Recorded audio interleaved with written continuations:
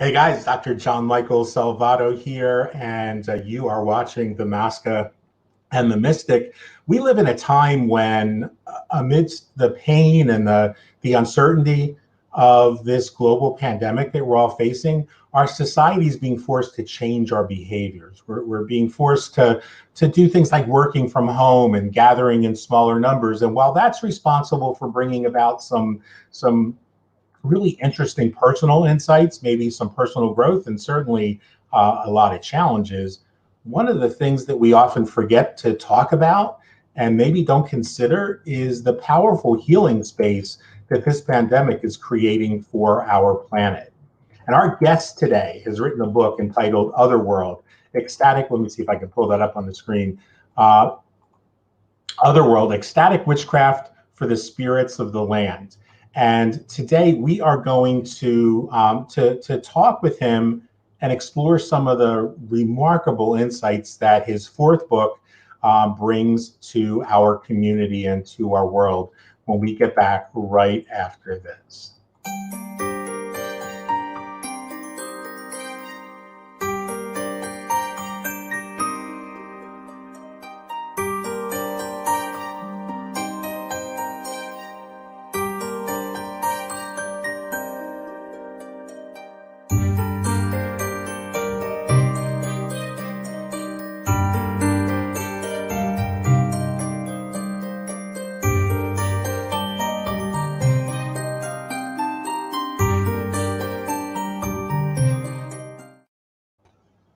I just love our new intro. I do too. Good morning, Andrea. How are you? Good morning. Great. How are you doing?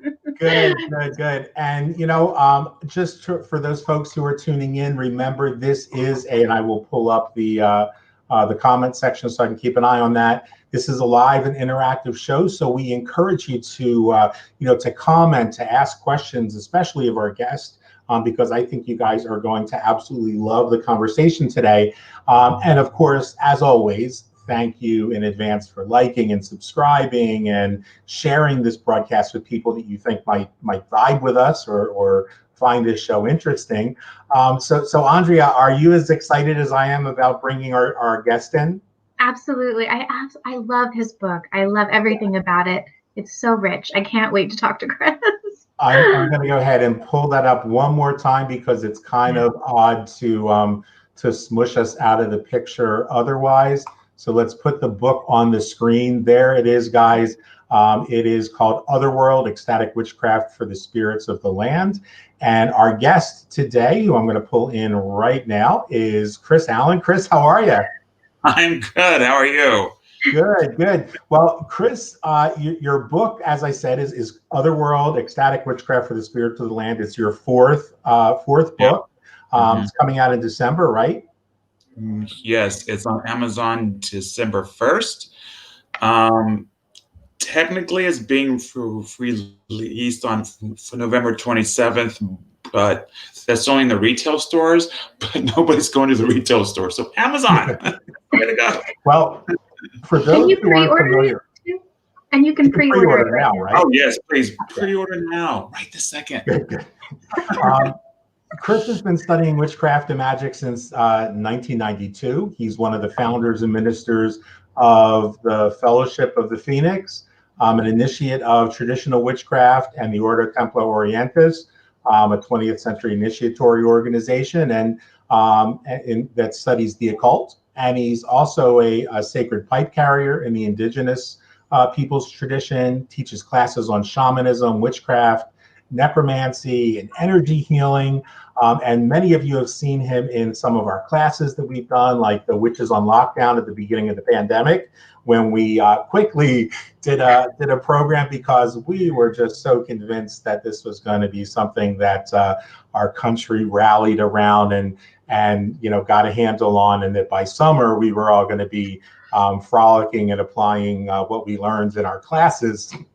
So here we are today. Chris, I got to tell you, your book, like Andrea said, is just remarkable for a number of reasons. And Andrea and I didn't have a chance to share notes, so we may do some overlapping in some of our questions. But I feel like this is like the the culmination of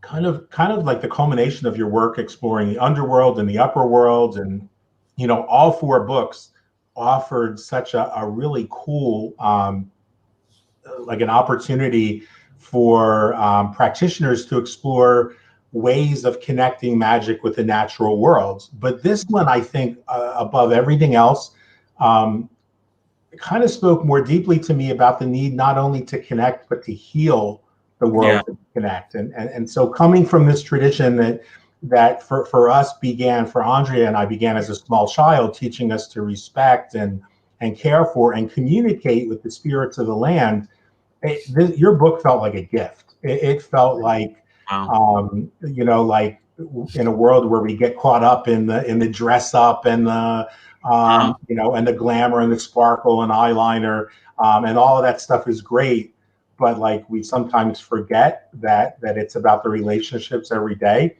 Why don't you start by telling us what some of your motivations were behind writing the book? So when I first did Underworld, I wrote that book because at the time there wasn't really much out there about the ancestors in the underworld and things like that, and I really gravitate towards the ancestors. So so I wrote that, and then I had to follow up deeper into the underworld, and then I thought for Upperworld, I was like, well, that was a whole lot of fun. So I want to do something that's very accessible for the Upperworld, planets, the gods, things like that, because a lot of the Upperworld books are very academic, very heady, very ceremonial, and I wanted to have something more accessible. Well, with those 3 books, all of a sudden I said, well, I kind of have a set. So I need to do the follow-up. And Otherworld, to be honest, is very special to me because when I was introduced to traditional witchcraft and things, it was a very earth-based. My teacher at the time was a druid, and very much into fairy lore and fairy craft and dragon magic and things like that. So our branch of traditional witchcraft was very much put your hands in the earth, get the dirt on your face, and do the magic with the spirits. And a lot of times, to be honest, I almost call this book my journey into tradcraft, because that's exactly what my tradcraft looks like. Because when I do a ceremony, a full moon, a Sabbath ritual, we call the elves, we call the fae, we call dragons, we work with the spirits of trees, the rocks, we do shape shifting, we do all kinds of things. And one of the things that my teachers always told me, and this was back in 2000 when Wicca was still like the main branch of witchcraft, and tradcraft was kind of sneaking up in the background, but you had to go to the back of the occult book and ask, or else you wouldn't find any tradcraft books at the time. Now they're everywhere.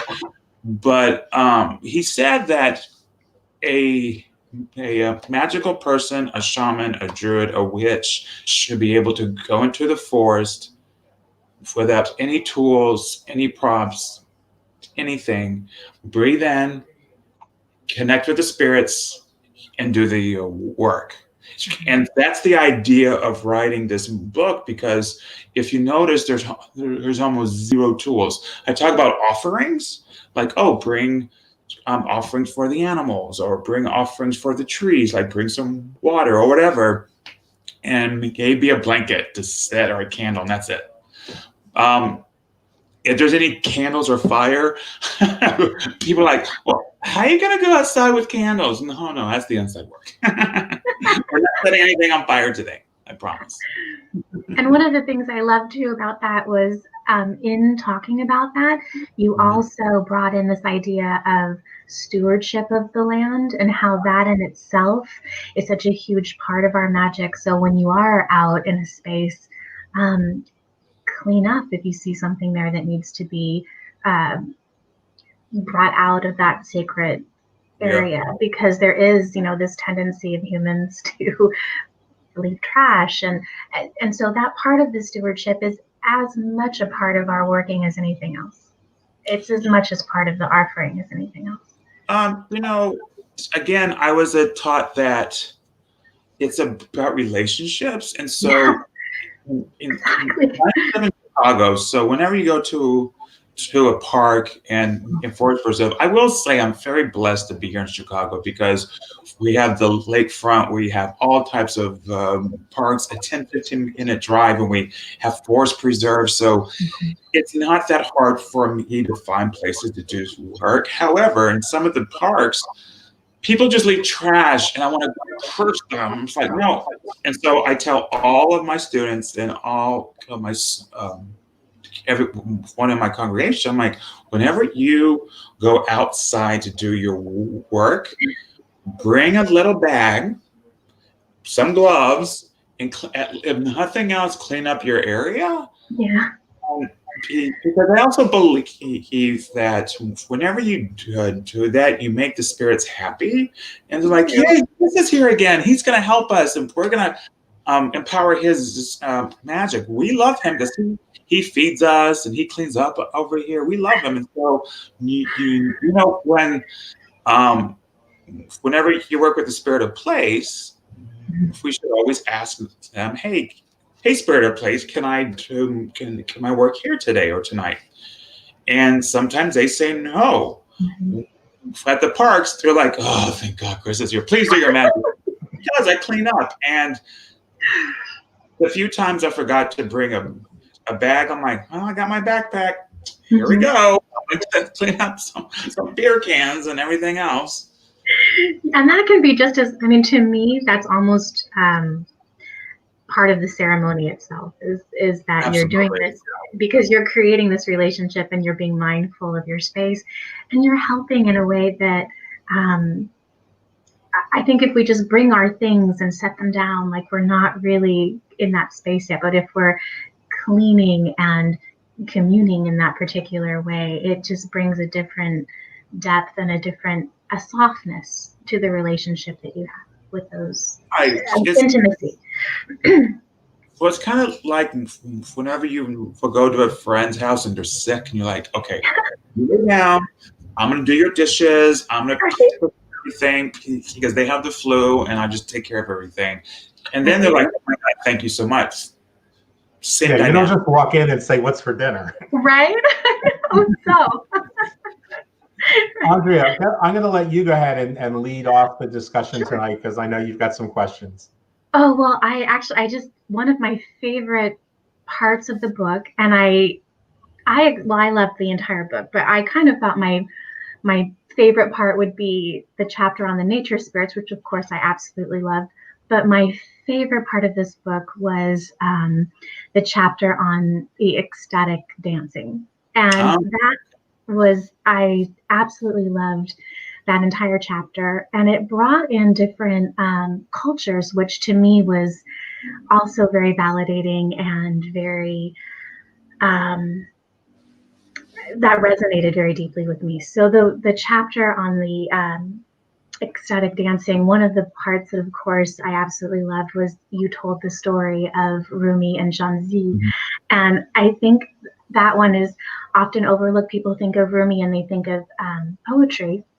It's very much part of Rumi's work, but sometimes we forget about his role in ecstatic dancing. And I loved that you went through that story, especially of how we use the healing energy as a conduit in our body.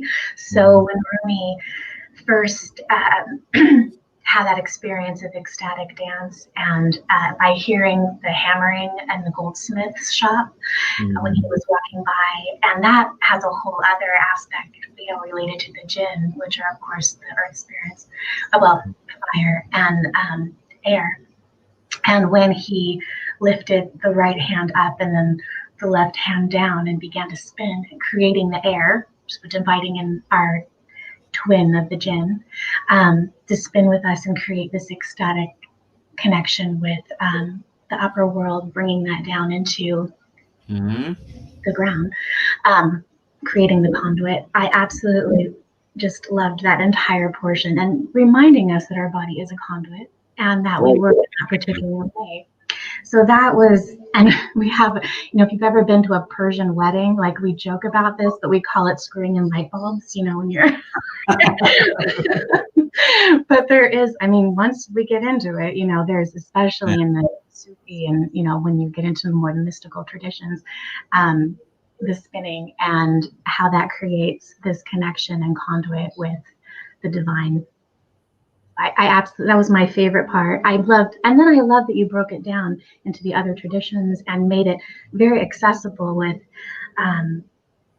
things that people can do on their own. But that blew me away. That whole chapter was just wonderful. So the ecstatic dance, that is extremely special to me because being gay, I dance. I always have. And my mother says I could dance before I could walk. Mm-hmm. I'm sure that's just something she said, but it's always been about music for me. I was always about being a young gay man and, so I was 18 in 1993, and it was the environment of the gay community was starting to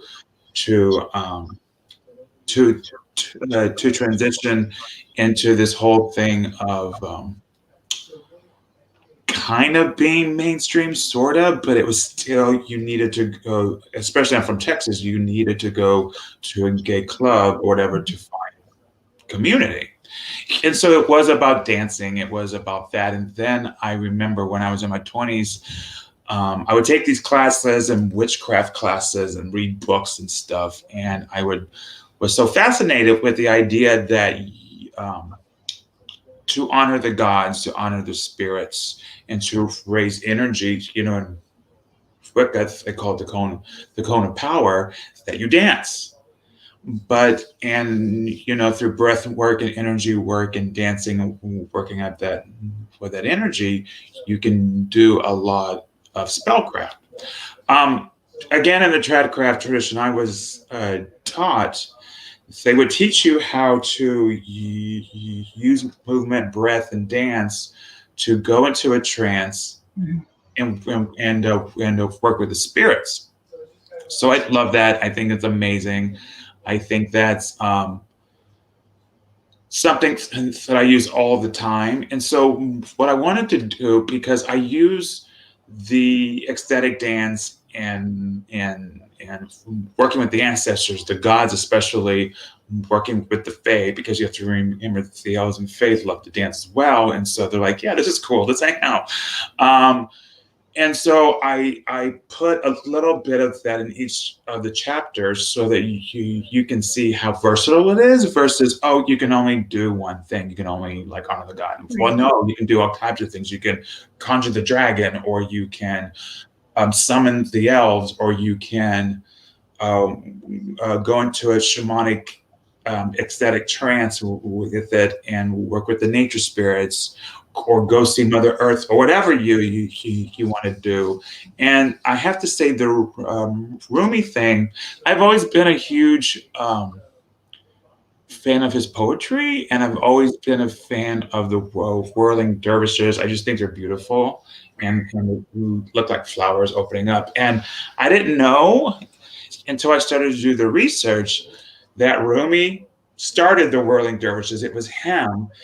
And it was extra special because we live in this environment in his country that anything that's Islamic is and bad and a terrorist. And I wanted to show and make an example of the mystical aspects of Islam that's very beautiful, because in this story that you were talking about, after a friend, I think he was gay, and that was his. Yeah. They would go into the woods for weeks and worship the god. I'm sure they did. But anyway, probably. Right. he died and he went into this deep depression I and know. he couldn't get out of it. And he was angry at the universe and to God.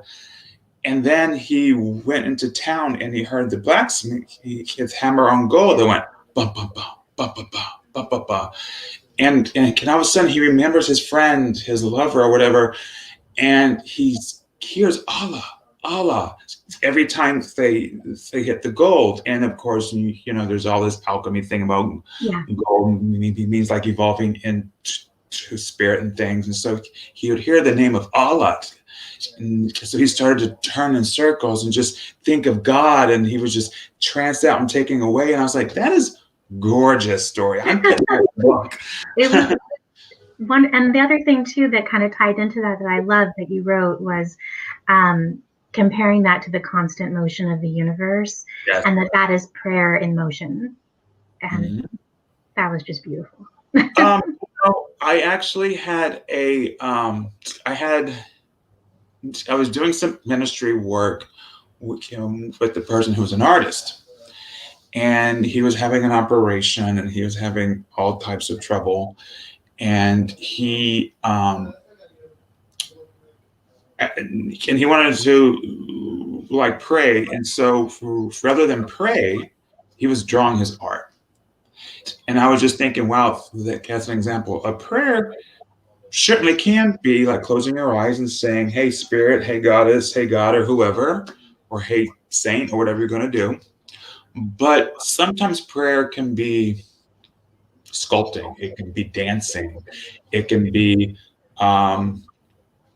meditation. It can be playing an instrument, can be prayer. And so, it's one of the other things I want people to really think about is the word prayer itself. A lot of people think prayer equals Christianity.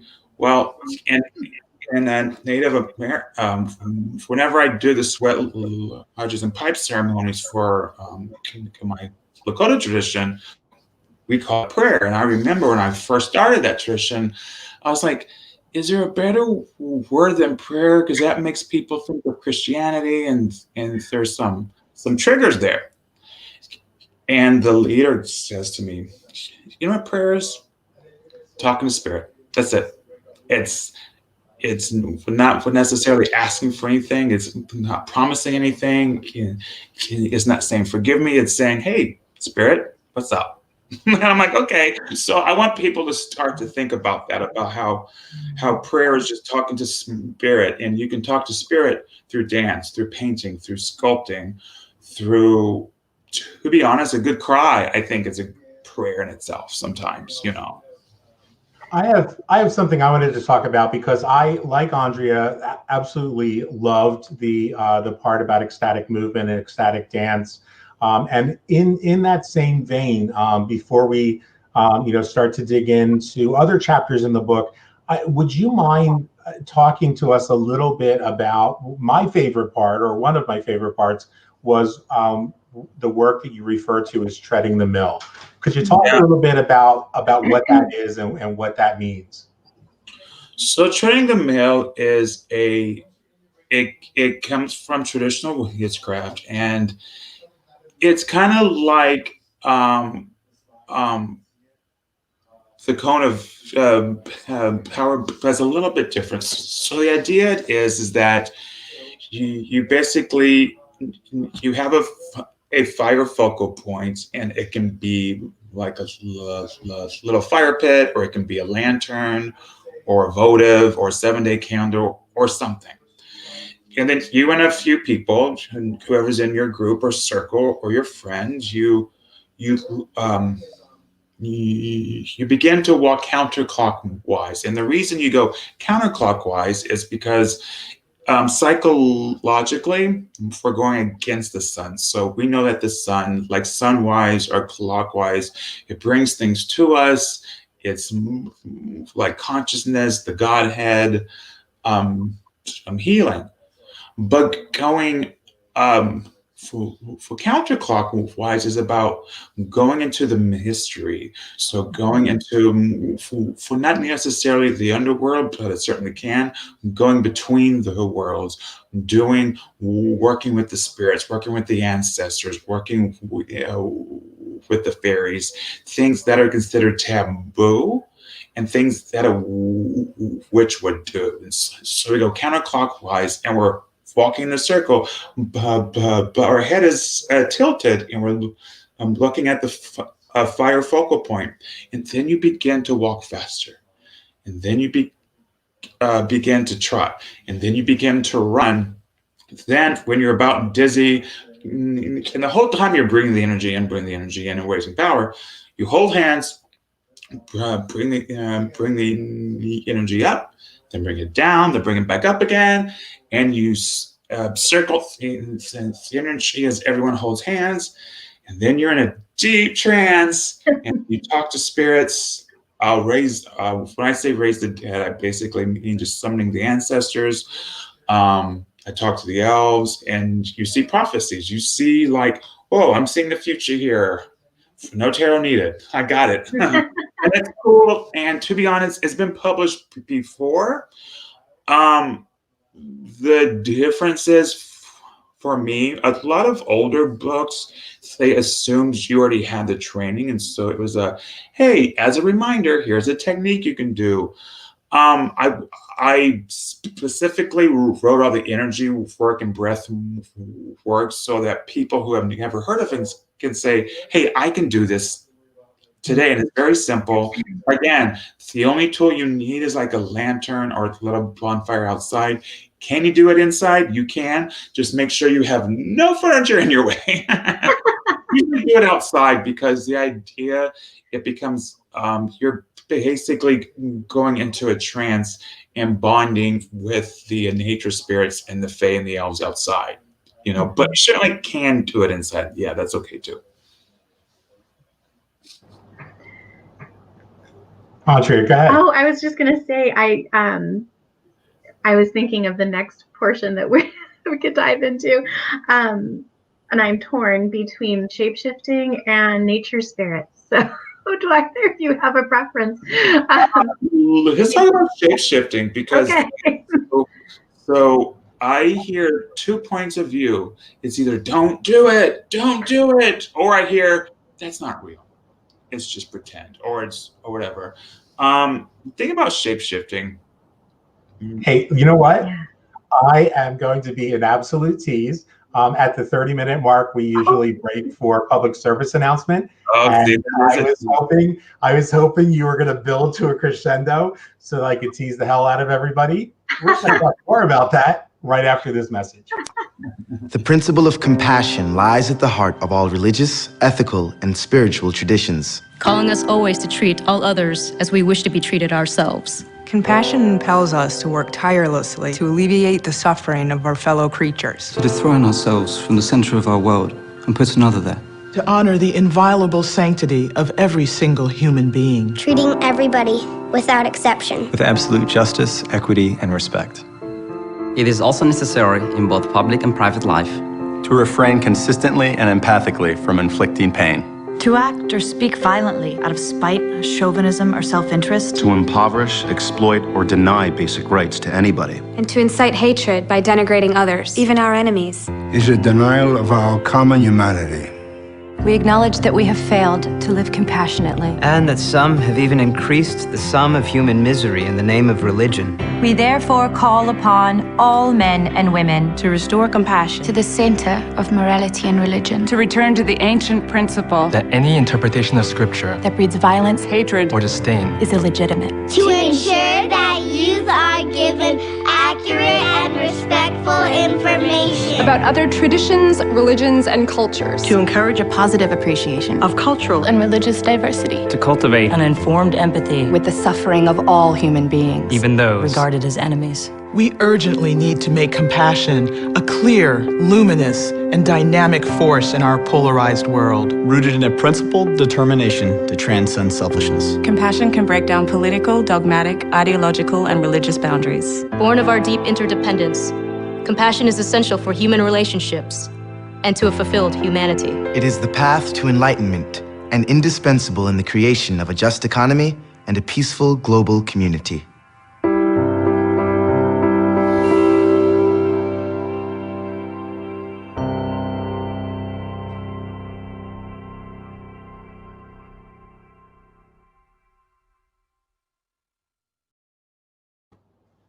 And welcome back to the Masca and the Mystic. Our guest today is Chris Allaun, author of the book Otherworld. And we were just about to start talking about something that I think represents really powerful medicine. If you wouldn't mind, as we move into this discussion about your chapter on shapeshifting, let's maybe back up just a step or two in your book and talk about, because I know pop culture, as you started to say, there's one group that says, oh, you should never talk about that. There's other group that says, talk about it. One says, don't do it. Others says, do it. In Andrea's and my tradition, it plays a role that we don't talk about, but that certainly is an important role in our tradition. So I'm loving that we finally have somebody to live vicariously through. But if we would, I think it's important that we also understand another really misunderstood concept, and that is working with our spirit animals. What are they? That it's not the, oh, I just got a cute little cat, I think that's my familiar, or that's my spirit animal. And you do such a brilliant job in the book of really making that significant and bringing the medicine that working with spirit animals is as well to the table. So if you wouldn't mind, talk about that and move us into shapeshifting. Okay. So the first thing I want to talk about is the whole idea of the word totem and things like that. I'm trying to really get away of using Native American words unless I'm talking about a Native American subject. So I usually just will call it a spirit animal, and so there's a few different things. If you're talking about your personal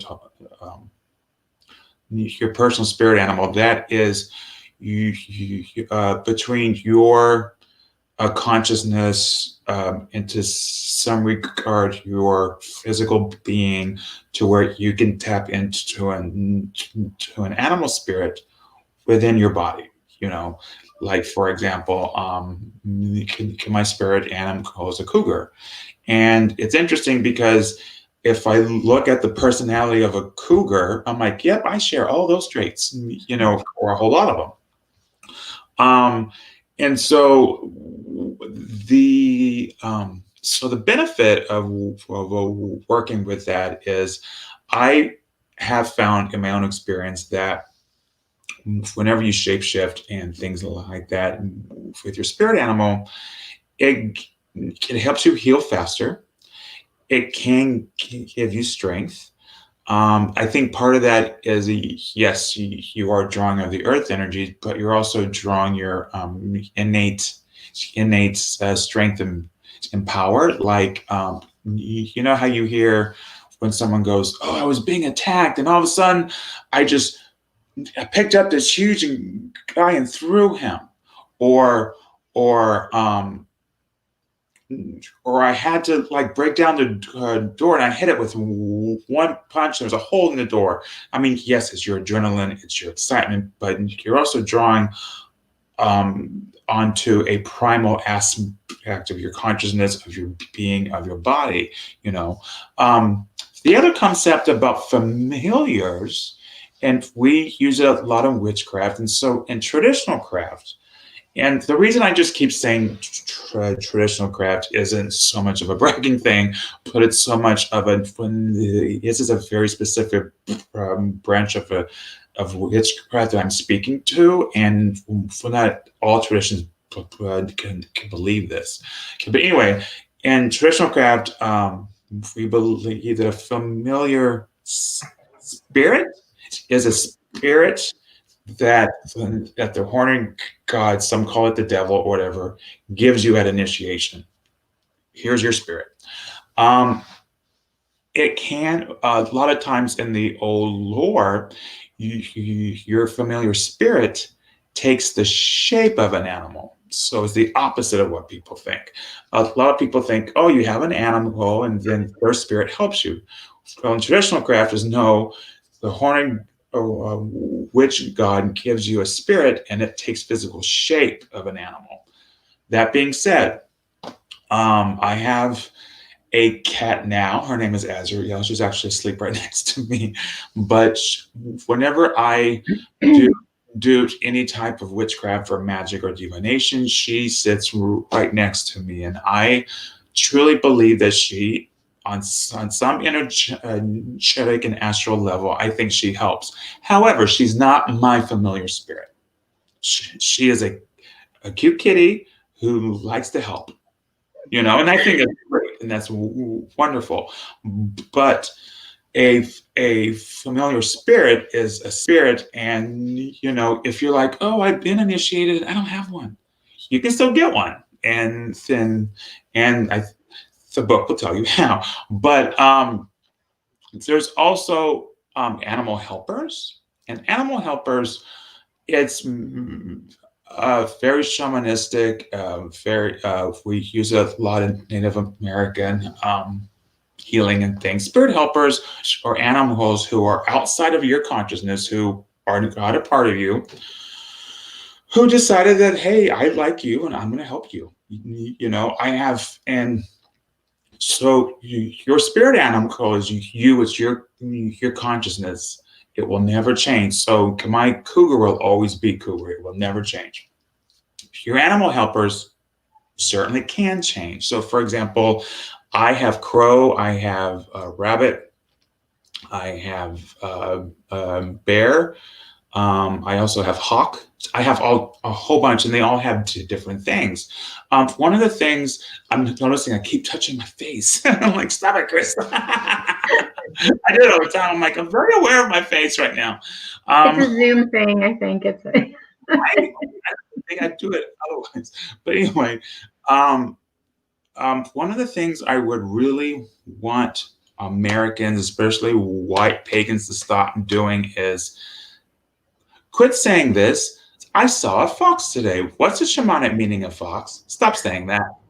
Because here's the thing, we are connected to the animals. And sometimes if a fox comes up to you, it's probably a message. Probably spirit has something to tell you. If he doesn't come up to you and he's just like, I'm hanging out, I'm walking to the tree over here, it's probably not for you. That's like saying, every time I walk down the street, can I see Joe the mailman? What's the shamanic meaning of Joe? No, stop. It's not about us. We are connected to the animals. We're not above them.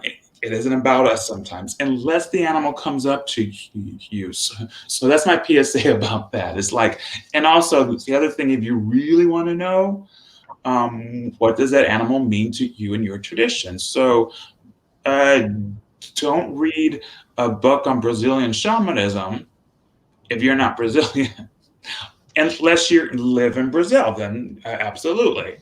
I would say if you're Celtic, see what the Celtic meanings are, if you're Native American.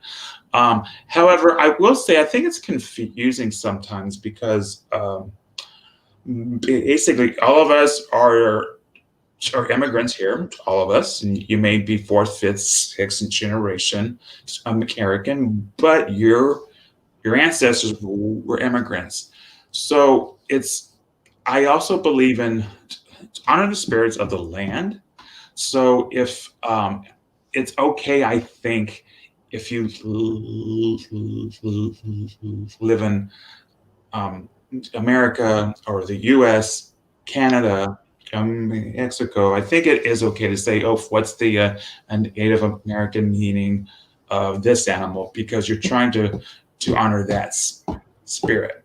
And that's different than appropriation, because appropriation, how my Native teachers have explained it to me, is that appropriation is when you don't have any training by a Native person. I'm part Cherokee, plus my teachers are Native American, and you just kind of do your own thing without any respect to that community. So like, for example, are you part of that community? Do you donate to that community? Do you, if nothing else, protest and speak up and sign petitions for that community? Well, that's not appropriation because you're a part of the culture, especially if you have their permission. Like, I can't tell you how many people like, you're white, you're not allowed to sing that Lakota song. I'm like, actually, I'm not 100% white, and I got permission from my teacher, so it's okay. But that's also a little bit different, though, because we live on this soil with these spirits. I think it's okay to say, oh, what's the Native American meaning, or the Lakota meaning, or the whatever meaning of whatever tribe of a certain animal. I think it's completely okay and harmless, because you're also not saying, hey, I'm going to take that fox and do a Native American ceremony, which is completely different, you know? So that's my, another PSA. Let's see. Are we talking about shape-shifting? I'm like, wait, I got on that. Okay. And I apologize if you hear my little one back there. Just like she's okay. It's this whole thing. My partner's in the other room on a meeting, a Zoom meeting too. So I'm like, and mine just got home and it's in the other room too. So it's this whole thing with everybody's working at home, and we just have to do the best we can. You know, at this point, I actually think it's funny when you see someone walk across the screen like that. This show is not going to get an Emmy, so we're not worried about it. And I wanted to go to the shape-shifting aspect, like for the etheric body shift. That was the one that I think spoke to me very deeply, because it does tie into a lot of the Italian tradition, which I won't go into in depth, but I did write a little bit about it in my third book, in a kind of a veiled way because it's fiction, but not really fiction. So the etheric body shift, instead of, I would love for you to talk a little bit more about that. Yeah. That specific part of the shape-shifting. Okay, so shape-shifting. There's all kinds of different shape-shifting and things like that. So of course, the easiest shape-shifting is, of course, astral. That's where you're on a shamanic journey, or you're astral projecting and you imagine yourself turn to a fish, or a lion, or a cougar, or whatever. And it's not that hard. It's in your imagination. But remember, energy follows thoughts. So even if you're only doing it on the astral, you're still doing a magical act. So etheric is when you're taking your etheric body and you're changing it. And it's a little bit more complicated because you can't, I mean, I guess you could just think, but that would take a lot of practice to get there. But you really need to find the energy of the earth, the energy of your core, the energy of your magic and your being and your consciousness. And you have to, I have this whole section about animal consciousness, is how we all, you know how we all have a reptilian brain, we also have an animal brain. It's just how our evolution is that when we first evolved, we had our reptilian brains, then it evolved and we had the animal brain. In the book, I talk about a technique to where you tap into your animal brain. At the same time, you summon energies forth. Think about the animal, and normally you use your own spirit animal because it's you, and you shapeshift into that. And here's the thing: you won't grow hair or grow big ears and things, but you will. Your consciousness will change, and because of that consciousness change, how you summon the power of the earth changes. The reason? Because you're no longer thinking as your human self, you're thinking as your animal self. You're thinking as that. And so you tap into that power. And honestly, I tell a story. I think I put it in the book. I haven't looked at it so long since I gave it to the publisher a year ago.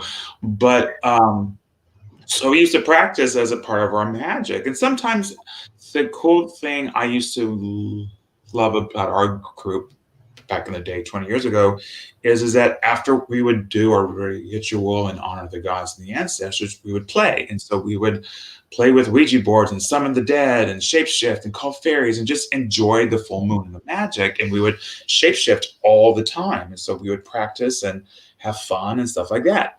I will say one of the most fun things in the world is go to a park on a full moon, especially when it's crowded, shapeshift and run around growling.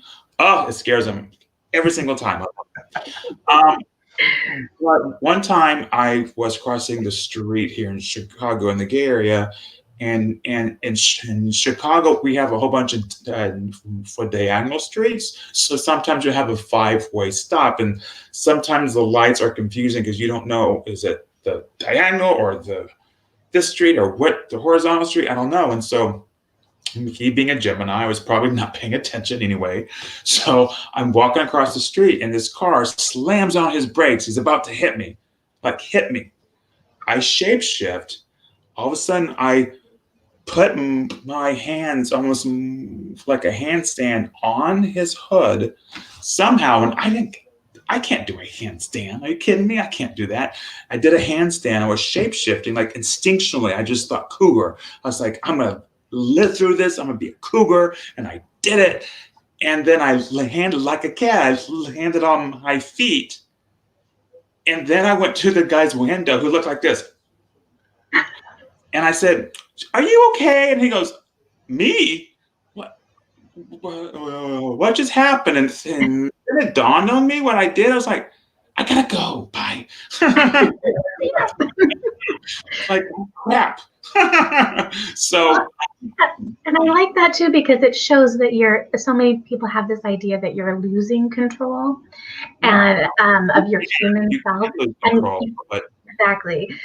So yeah, that it's not that at all. But so I will say, I remember going to pagan festivals, and and we would have these workshops and things like that about shape-shifting and stuff, and you'd have these people say, "Oh, I would lose control. I'm so powerful in my magic. I would go too deep." And I'm like, that's not really power. Discipline is power. All you're saying is you're able to summon energies. It takes power to control those energies. And I'm going to say, if I was in a life-threatening situation to where I could possibly get hurt or die, would I allow myself to lose control? Probably. But that's also life or death versus crossing.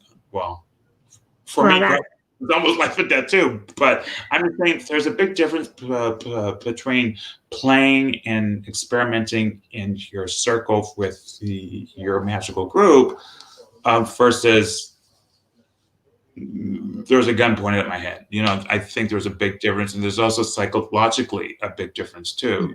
Because I think I'm a reactor, like me anyway. Like I don't.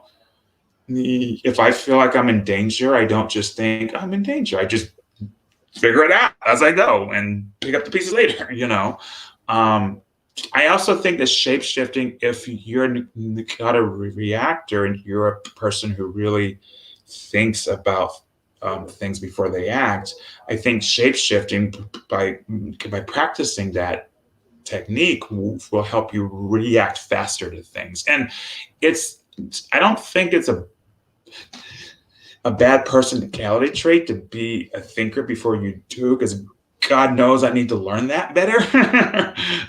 Don't speak it up. But it'll help you react. The other thing I noticed when I first started shape-shifting is exercising was easier. And I think it was because I was opening up my energy channels and I was becoming more physically conscious. Like I was really opening up my heart, my chakras, my meridians, and my nadis, all those things. And it was just easier to exercise. I would run and hardly be out of breath. And I was like, I think that's so much the etheric part of it too, instead of the astral, is you are so much more in your body in a sense. Well, yeah, because connecting with the etheric body, what people forget is one of your job is to be the conduit of energy between your physical self and your astral self. You know, if you ever worked with chakras, it is chakra healing. You focus on the etheric first and then the astral, because for healing, you really need that etheric energy to be like humming along well, you know? You know, I want to jump in there for a second, because I'm mindful that we have 10 more minutes to go on the show and 2 more hours of content to talk about. But this is fun. I think one of the things that you do so well in the book, too, that we'll just wrap up the shape-shifting part of it, but I think it's important, and we've all kind of talked about it, but not come right out to say it. I think it's so important, is that when we do this exercise and we practice this medicine, it's about really integrating other parts of ourselves. Just like chakra work is about opening those energy centers, when we shapeshift, we don't shapeshift into an arbitrary entity or an arbitrary energy or being. We are shapeshifting into a part of ourselves. We're unlocking, yes, as you said, that animal, mind, that animal spirit within us.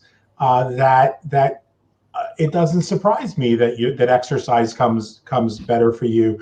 It is for me. I'm the opposite person. I'm the thinker and the analyst, and shapeshifting. For me, I just can't even believe that after 50 years of practice, I'm actually talking about this publicly. I'm really uncomfortable about that.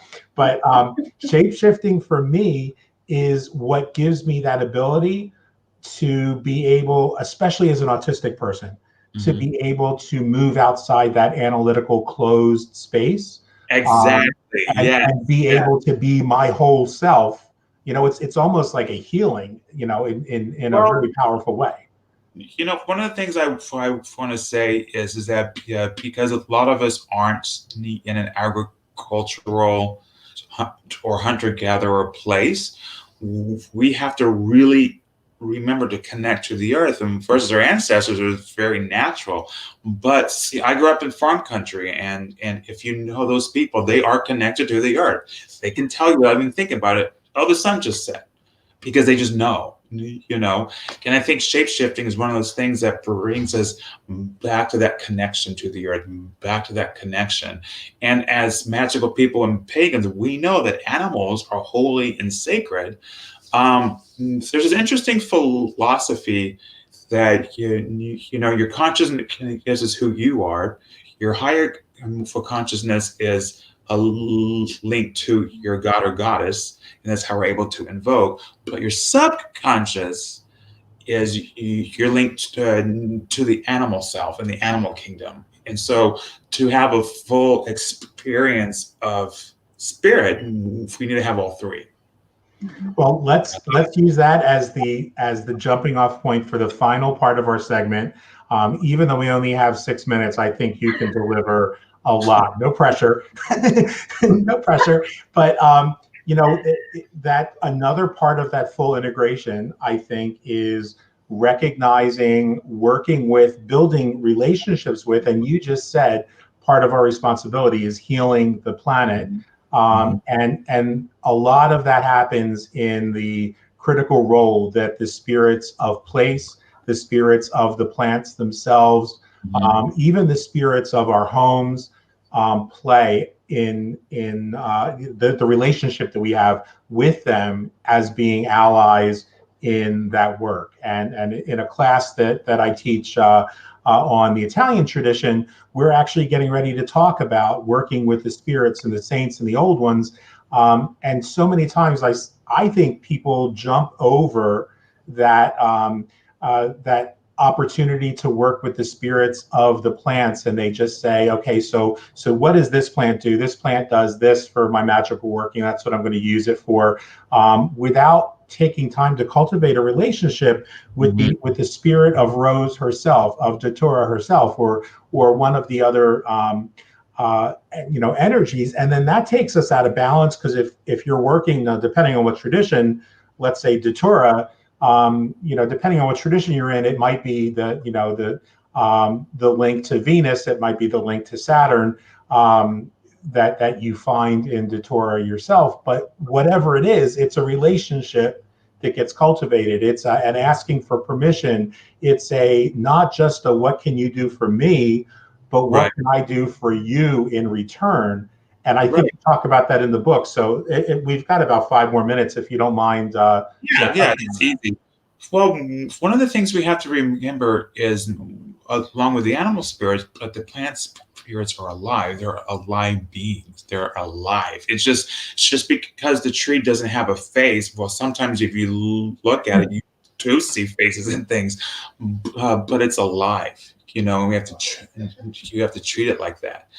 And I have found when you, and again, all this is in the book, so it will teach you how to do it, but you go into a trance or light trance, you don't have to have a heavy one, and you make contact with the spirit of the plant or the tree or the bush or the rock or whatever, and it will teach you how to work with them, and the one thing that's interesting too is it's like a lot of herb books that really say, oh, before you ingest this plant, please see a doctor. Please make sure you don't have an allergy. The great thing about one of the ways that I do it and how I learned is that you take a little pouch, you give offerings to the plant, and because we're on American soil, I like to use tobacco because that's what the spirits like. But you can give them all types of offerings. I dream with them. I carry them around with me. And you don't have to ingest a plant to use it medicinally. The energy of the plant, the magic of the plant, the aura of the plant, the power it exudes will actually tune your aura into a place of healing. So for example, you can take a poison plant. You can take like a mandrake or datura or nightshade, and you put it in a pouch, and you can get the healing benefits. I mean, but before I would do that, I would speak with the spirit and things. How I was trained is my teacher, Billy Topatate, my Native American teacher, she would say, every brand new plant or stone you use, put it under your pillow and dream with it every night and journal your dreams and see whatever you see, whatever pictures. I mean, sometimes here's the plant, like, hi, I'm Rose.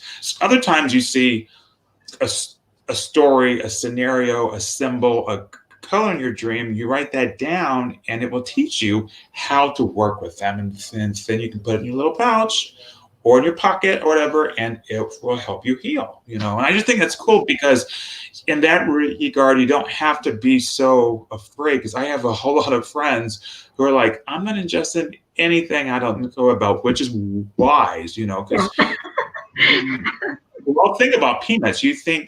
I may think a peanut is harmless, but someone could have a deathly allergy, so it does make sense. But I can also put that plant in a pouch and work with it that way, All about those pouches. I love them. Andrea, why don't you take us out with any closing thoughts? Well, that was one of my favorite parts of the book, of course, because I have that connection.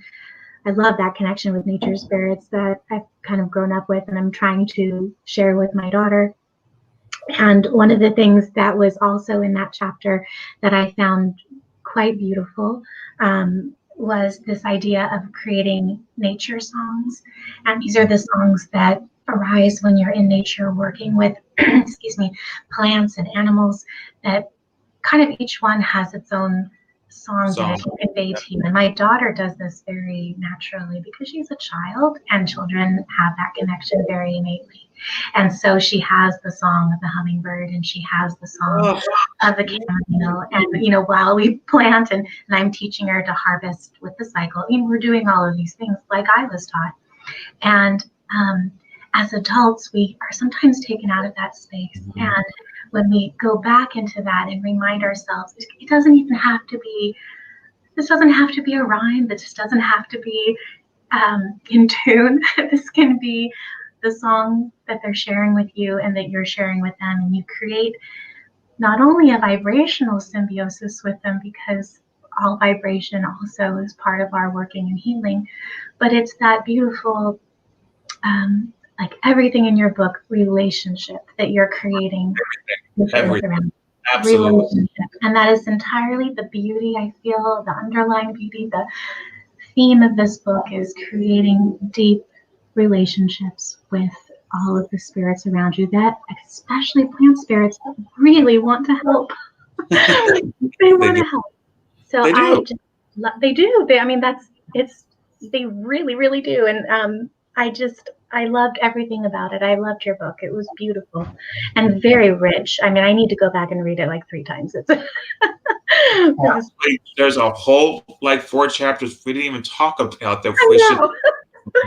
I was just going to say that, and I just want to say, because we are out of time, Chris, thank you so much. Hopefully you'll be back again. I know that in addition to this book coming out at the end of November, beginning of December, you've already got another one that we can look forward to next fall. So I'm really psyched about that. But I hope you won't wait that long to come back.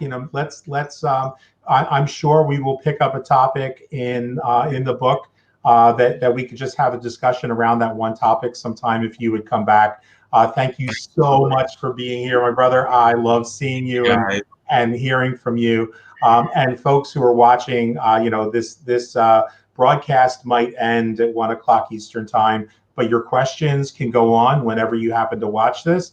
Chris will take a look at the questions that you've got, I'm sure, and we will get back to you. And if he's not around, we'll run them his way. And Andrea, as always, thank you so much for being the most amazing co-host ever. And Chris, good luck with the launch of the book and everything that you're doing. Again, for folks that are watching, you can reach Chris and get a lot more information at chrisallaun.com. And you can find him on Facebook and on other social media from that link.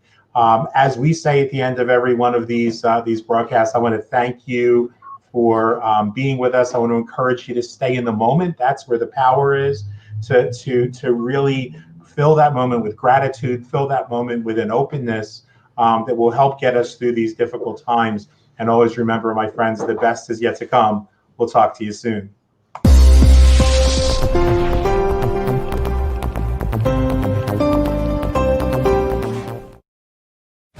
A failed president, the worst economy in U.S. history. More Americans have died in this 4-month period than ever before. Donald Trump's response? Stop the election. He can't win. We voted during the wars. We voted in the Great Depression. We voted when civil unrest swept the country. Americans died for our right to vote.